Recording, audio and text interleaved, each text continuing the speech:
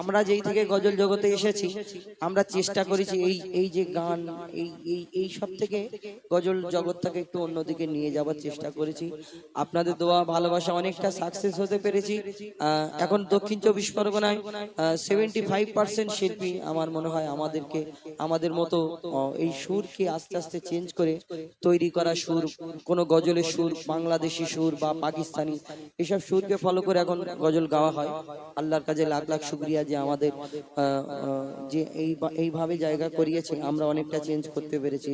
এখন সেই এইটা আমার ছোটবেলার গজল, মাগো তোমার চরণ তলে দিও মোরে ঠাই, তোমার সেবা করে যেন জীবন মোর যায়। এই গজলটায় অনেক কথা আছে মাকে নিয়ে, তো আমি ছোট করে গাইব। কবি লিখছে দেখুন, মাগো তোমার চরণ তলে দিও মোরে ঠাই, তোমার সেবা করে যেন জীবন মরে যায়। মা বাপের মুখের পানে যখন আমি চাই, মনে হয় কাবার ছবি আমি দেখা পাই, মনে হয় কাবার ছবি আমি দেখা পাই।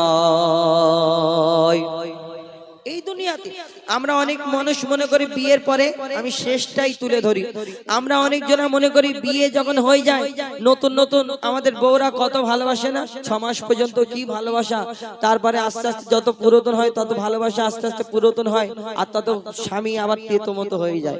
তখন নতুন বিয়ে হয়, আহা গো তুমি এই তুমি ওই, তোমাকে তুমি এই পা রাখবে, পায়ের উপরে হাত রাখে রেখে দেবে, তুমি এইখানে আমার হাতে পা ফেলো। তারপর যখন আস্তে আস্তে দিন পরিবর্তন হবে, আস্তে আস্তে চেঞ্জ হবে, তখন কত রকম এরকম করতে পারো না, এরকম হয়ে যায়। আর যারা এই 6 মাস ভালোবাসাটা যখন পায় না, অনেক ছেলে আছে মনে করে হা গো আমার মা বাপ কি ভালোবেসে, বউ যা ভালোবেসে জান্নাতে চলে এসেছে, মনে করে জান্নাতে চলে এসেছি। এই দুনিয়াতে এই বউর ভালোবাসাটা পেয়ে অনেক সন্তান, আমি সবাইকে বলছি না, 5টা আঙুল সমান হয় না, কিছু কিছু মানুষ মনে করে এই দুনিয়াতে আমার বাপ মার থেকে আমার বউ মনে হয়, আমার বউ যা ভালোবাসে জীবনে কেউ ভালোবাসতে পারে না। তো এই একটা মা আর একটা স্ত্রী একটা সন্তানের কাছে কতটুকু তফাৎ, কিসের তফাৎ, কি এই দুনিয়াতে কি আছে। একটা মা দেখবেন যদি 4টে সন্তান হয়, 4টে ছেলে হয়, একটা ছেলে যদি অন্ধ হয় অন্ধটাকে বেশি ভালোবাসে, হ্যাঁ আমার ছেলেটার কি হবে গো, আমার ছেলেটার কি হবে। কিন্তু এই নিঃস্বার্থ ভালোবাসা শুধু মায়ের হয়।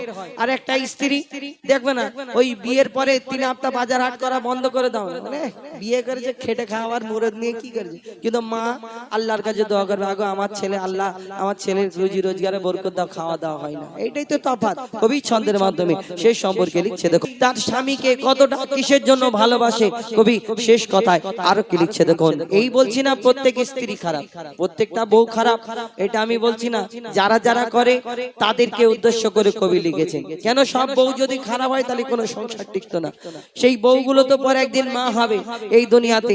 তো যারা এইরকম চিন্তা ভাবনা নিয়ে চলে যে শুধু আমার স্বামী আমার স্বামী আমার স্বামী, আরে যে বাপ মা 10 মাস, যেই মা 10 মাস 10 দিন গর্ভে ধরে, যেই বাপ ওই ছোটবেলা থেকে খেটে খেটে খেটে খেটে সে বুড়ো হয়ে গেল, আজকে সেই বাপ মাকে যদি কোনো কিছু কিনে দেয় তোমার চোখটা ফুলে যায়, বড় হয়ে যায়, হ্যাঁ তোমার মাকে করছো।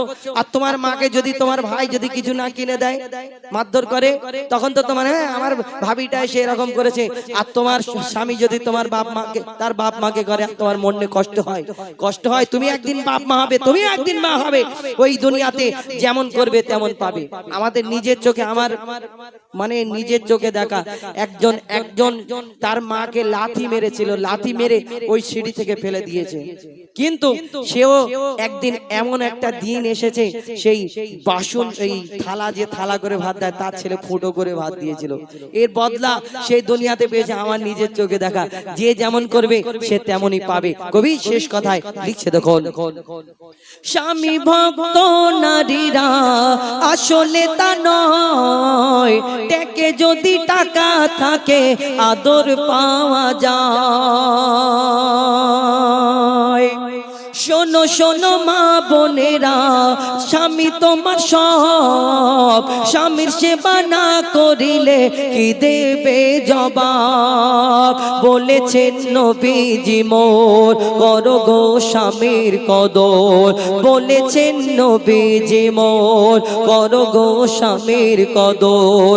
স্বামী ছেড়ে তোর ইবাদত কবুল হবে না, স্বামীর সেই চাই মনে হয় কাবার ছবি, আমি দেখা পাই মনে হয় কাবার ছবি, আমি দেখা পাই। এবার ইয়া শহীদ কারবালা